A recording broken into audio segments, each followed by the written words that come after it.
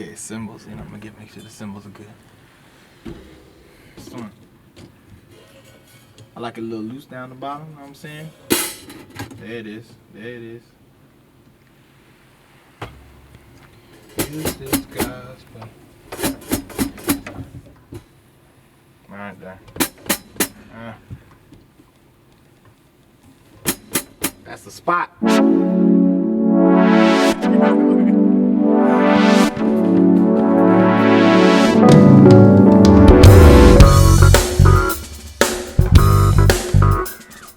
Hi, I'm Felix-Jager. I'm the chair of Worship Arts and Media at Life Pacific University. And here today I have Johnny Knox. He is one of our students. He's a sophomore, going to be a junior next semester. Mm-hmm. And now Johnny and I go way back. So I've known him for about 10 years. Mm-hmm. I was his youth pastor when he was 15 years old. He had an afro and he had mutton chops. And he wore the same 3 shirts every single day. So it was great, you know what I mean? So I've known him, and that was back in Florida. Yeah. And then we both made our way out here to the best coast. Mm. You know what I mean? I still like the East Coast. I like the East Coast too. But anyways, so we are going to talk about Yesterday, Today, and Forever. That's right. So this is kind of the first song that was written for this album. It was written over the summer, and happily I can say this was a co-written effort between Johnny and his favorite professor, me. So yeah, there we go. But what's cool about it is there's been 2 co-written songs on this album that you did. So you also worked on Time with Micah Brent, one of our professors, and that was awesome too. But let's focus a little bit on Yesterday, Today, and Forever. Cool. And talk about how it came about. So I guess I'll be talking a little more here too, because since it's co-written, over the summer I was thinking about doing a communal gospel song, and I know I wanted it to have like a funk backbone, and that's you. So you're like definitely a funk dude. Yeah. Like if y'all didn't know, Johnny's a drummer, and he's been drumming for much longer than he's been doing anything else, singing, playing piano, or anything. For sure. Or even songwriting. And so a lot of times I get melodies in my kind of almost sleep stage, and I got this melody, and it was like where the heck is this? Like I can't. This is not anything that I write ever, because I'm more of a rock artist. Yeah. And so I thought of you right away, and then when I started writing, I showed it to you right away, and we started working on it and working on lyrics, working on stuff, and really musically, a lot of it was dependent on you.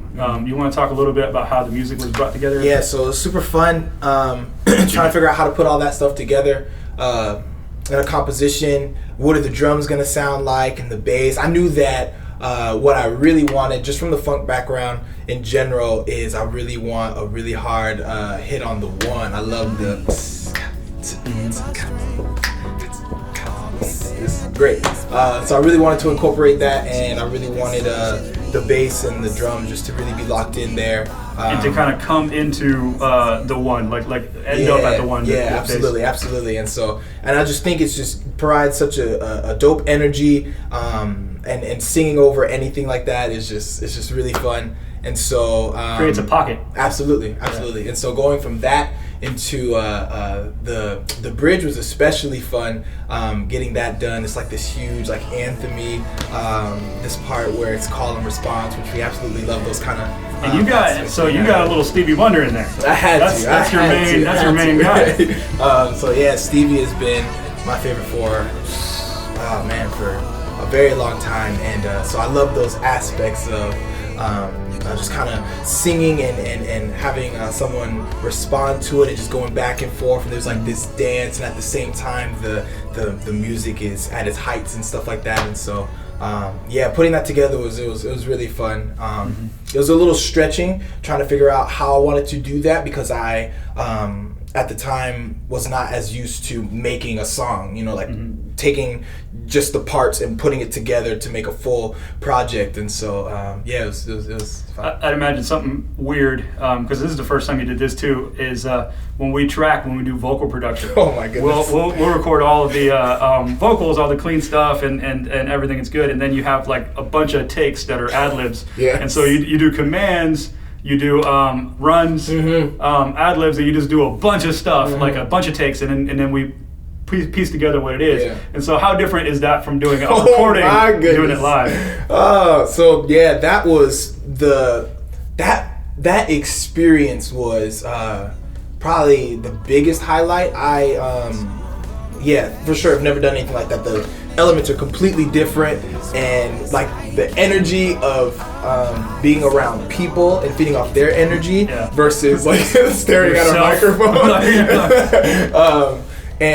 So that was a fun experience. Also, it was pretty stretching, and I'm sure even if you can remember in the beginning when I first did it, it was like really, really weird. Then you start to get adjusted, and then after that, it was pretty smooth sailing, but a lot of bloopers for sure. Yeah. You did. I mean, by the time we got to On Time, like you and Ben got that, no problem. Sure. Yeah. Let's talk about the lyrics a little bit. Yes. So I know that. So this is LPU is a Foursquare school. Obviously, you can be of any denomination to come here, but it's a school that has a heritage in Foursquare. It's founded by Amy Semple McPherson, and so and she's one of the most creative people in history, and this inspires a lot of stuff. And one of the biggest keys is the verse in Hebrews that Jesus Christ is the same yesterday, today, and forever. Yeah. And so I wanted to incorporate that. I wanted it to be communal, and I wanted us to think about God never changing from the beginning to the end in our times or whatever. And so for the first verse, I was writing, I did a little call to Genesis. So in the evening, you are there, the refreshing morning. It talks about evening, and then it talks about morning, and that's what happens on the first day, on the second day.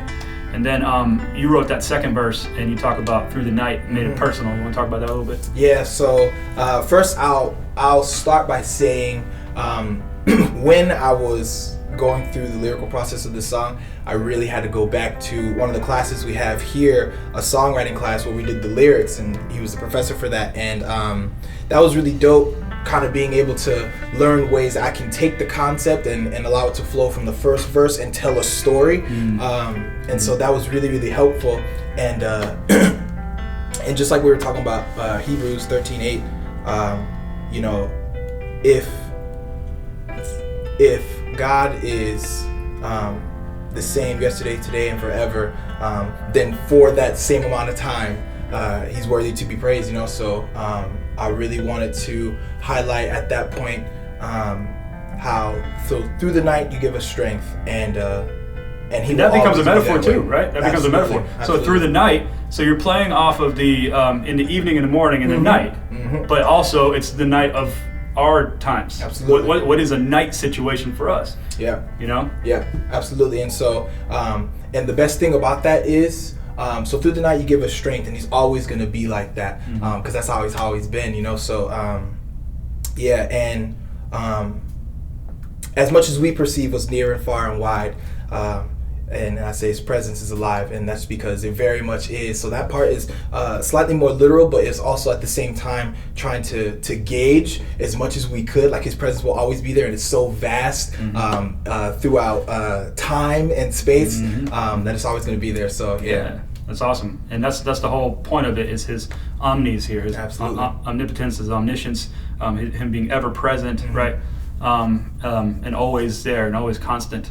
And so for the chorus, I was thinking, and I remember back in the day just how much Kirk Franklin always talks about God's people, and so I was just like, man, I just want to do that, all God's people, and then I wanted to make the melody kind of runish. Like, all God's people, da da da da da da da, where it's just kind of like those down steps, and so yeah, that's kind of, it had to be simple, it had to be communal, had to be brought together.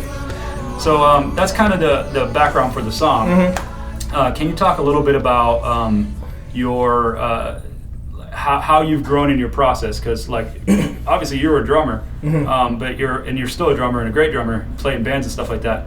but also your growth as a singer, Mm-hmm. as a pianist, Mm-hmm. as even playing a little git fiddle, Yeah, you know, yeah, a little yeah. guitar, and then as a songwriter, as a performer, as a worshiper. Mm-hmm. Like, can you talk about all that, how that's progressed with LPU in your 2 years here? Yeah, absolutely. So that song was actually really crucial to all of those things, like being able to, you know, you're going to get better at whatever you put time into and as you gain experience. And so this song kind of put me into this world where I have to consider multiple parts, and I have to really work as far as like that put me in this space where, okay, now I'm thinking about lyrics all the time. I'm thinking about grooves even more. And so now it's not just thinking about drums, but it's thinking about that as well as how this fits in a composition, Like in and then context. those other parts. Yeah. And then that song also, I feel like it just unlocked something in me concerning just being a leader in worship. And what I mean by that is I have like this outside look when I'm looking at this project, right? And at the end of this, I want this full project that will be able to glorify God, and at the same time can be used to lead people you know, to the presence of God. Mm-hmm. And so when you think about things that way, I started to look at life in general about that way, and it kind of emphasized my posture outside of making a song, just being myself, as well as when I'm, you know, generally like leading worship at like one of our chapels or something like that. Think about the big picture, and it really brings light to the words that I say and the posture that I have and how I navigate throughout the song. So yeah, this was really honestly just like a starting point for so many other things. Cool. Yeah, a watershed moment. Mm-hmm. And now you're doing production classes too, so Yeah. you're learning some logic, and because you know you have a long history working through and with hip hop, but also rock. Yep. And a bunch of different things. So putting all those things together, and especially as they influence musically in the context of worship, man, as needed and as wanted, you're doing it. It's awesome. Yeah. So, what do you say? You want to write another song? Yeah, let's do it. I'm down. Yeah. All right. All right. Praise God. Adios. Okay, here we go. Hello, my name is Stephen Felix-Jager. I'm the chair of worship. Stop, dude. Okay. See, what I like to do here is I like to get the drums.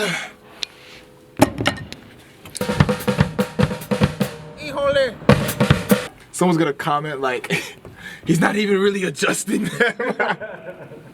Me, what you talking? I do it. I adjust it. E flat. E flat's my stuff. E flat. Woo. Just stop. Let me stop. Hello, café con leche. That's the stuff. You get my text about also café con leche. Go get you one.